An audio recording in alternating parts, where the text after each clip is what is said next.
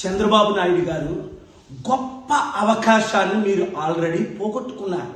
June 5నే మీరు India కూటమి ప్రధానమంత్రిగా ప్రమాణం చేసినా లేదా మోదీ గారిని deputy prime minister, home minister, finance minister, foreign minister ఏదైనా అడిగితే మీకు ఇచ్చారా?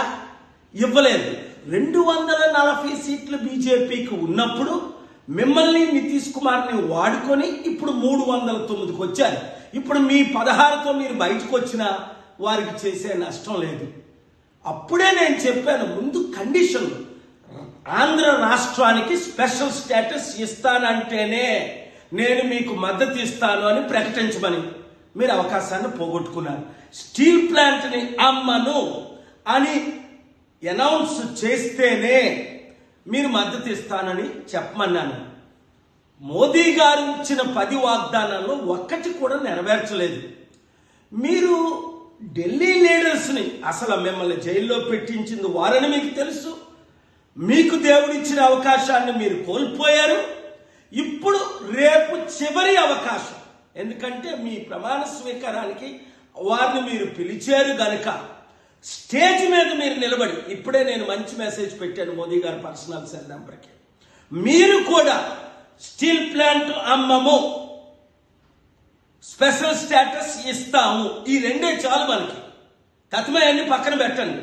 స్పెషల్ స్టేటస్ ఇస్తే 100,000 కంపెనీలు మనం తీసుకొచ్చి ట్యాక్స్ కట్టకుండా వారికి ఆ కంపెనీల ద్వారా లక్షల ఉద్యోగాలు ఇవ్వగలమని మీకు తెలుసు, నాకు తెలుసు. నేను చేస్తాను ఆ పని, మీకు మద్దతుగా ఉంటాను. కానీ మీరేమో స్వయం మైండ్తో వెళ్తూ ఫెయిల్ అయిపోతున్నారు.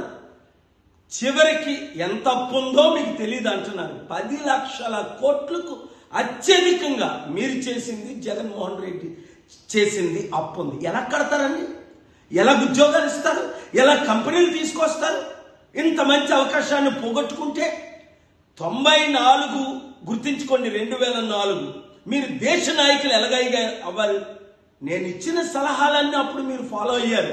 ఇప్పుడు నా సలహా తీసుకోవడానికి ఇష్టం లేదు సరికదా? మీ బాలకృష్ణ అల్లుడిని గెలిపించడానికి నన్ను కూడా 6 లక్షల ఓట్లు నావి ఈవీఎం ట్యాంపరింగ్ చేసి ఇంత శత్రువుగా నన్ను ఎందుకు చూస్తున్నారు?